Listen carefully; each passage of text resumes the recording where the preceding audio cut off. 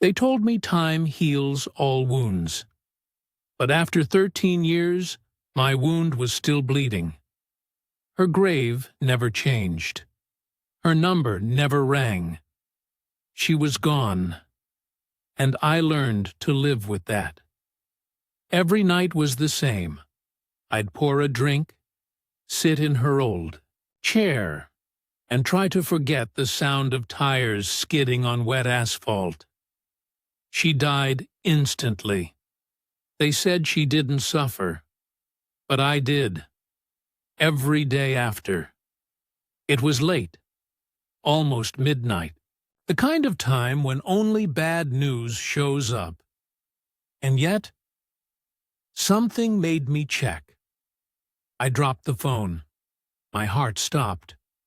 I knew that number by heart, memorized it the day we met, buried it the day she died. I never deleted her number. I couldn't, but the carrier deactivated it years ago. They said it was reassigned. But this wasn't random. I tried calling. No answer. But it didn't go to voicemail. It just rang. Like someone was holding the phone and listening. I still had her phone. Dead. Shattered. I'd held on to it like a relic. But that wasn't the phone that texted me.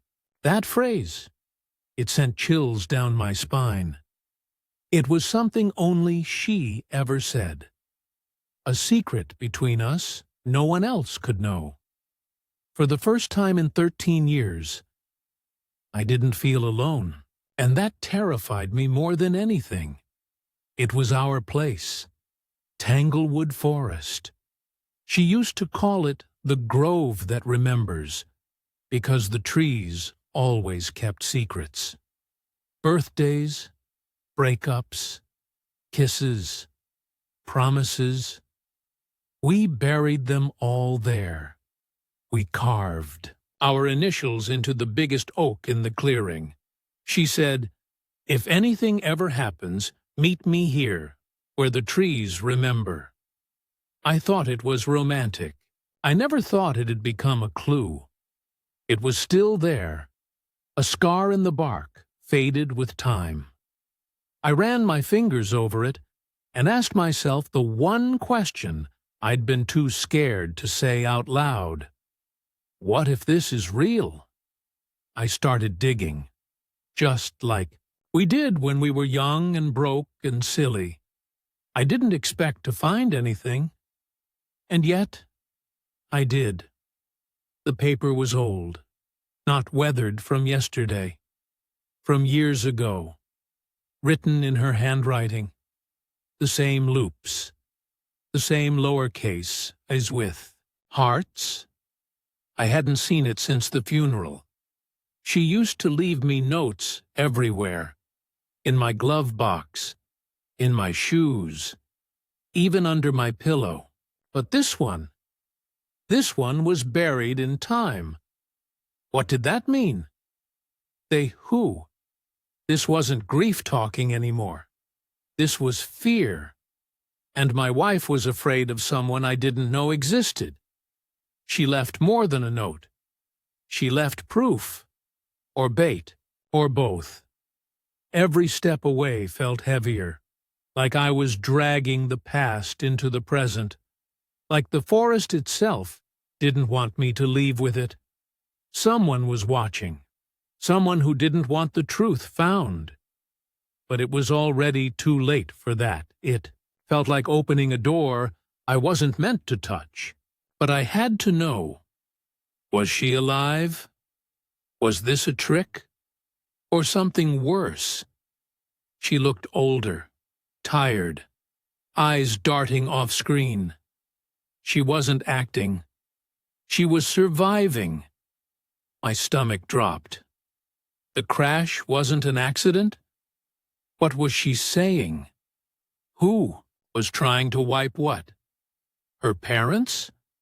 They mourned her, built scholarships in her name, and now she said not to trust them.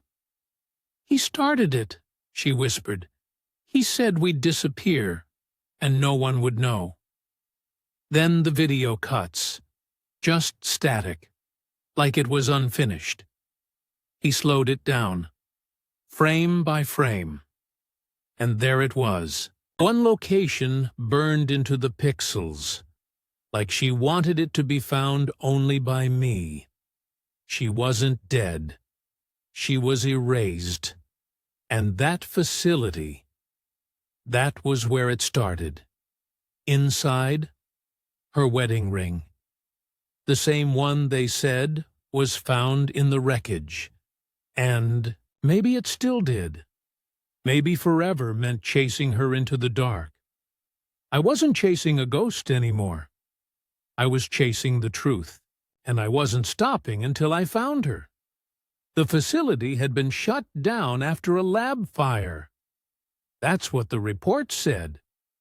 But if there's one thing I'd learned lately, reports lie. Helix Corp.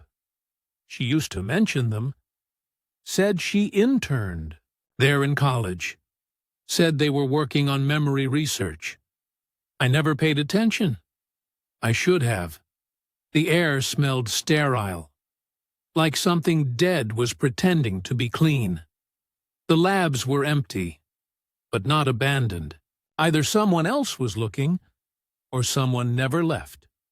Her initials, her date of birth, and then status preserved. Not deceased. Preserved. It was her walk, her posture, her, alive, inside this place just days ago. I didn't just see her.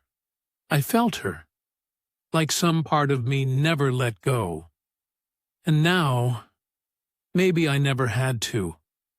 What were they calibrating? And what memories weren't hers anymore? Not just recent, fresh. She'd been here, waiting, or running. And just like that, I was the next subject. I didn't remember blacking out. Just the cold sting of fear crawling up my spine. And her voice, echoing in my mind. They knew my name, my face, my every move. This wasn't just surveillance. This was scripted. How much are you willing to lose for a memory? He asked. I didn't answer, but he already knew. Each one held a person, or something like a person, frozen in time, monitored, paused. She wasn't dead. She wasn't alive. She was paused.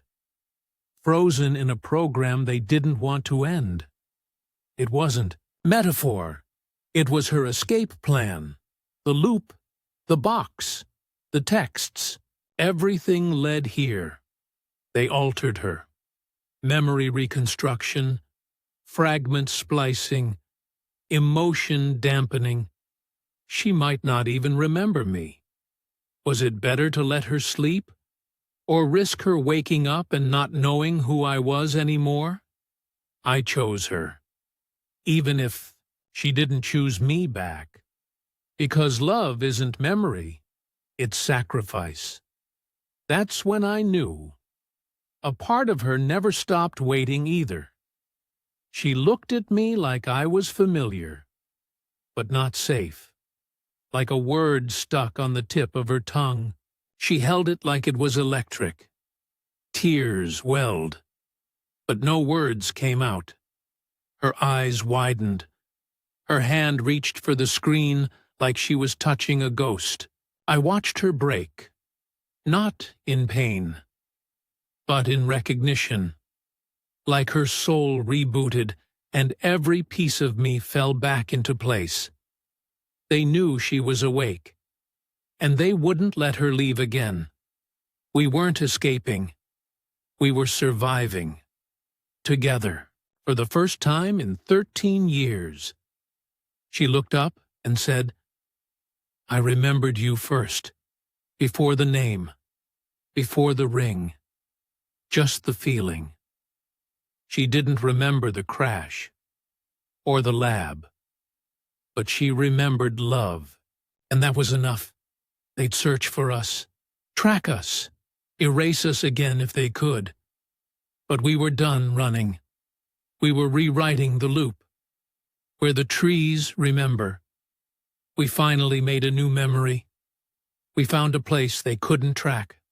No tech, no signals, just firewood, coffee, and silence. The kind that heals, not haunts. She still couldn't remember everything. Some days she forgot what month it was, but she remembered me. And every morning she smiled like the first time. The forest was quiet, too quiet sometimes.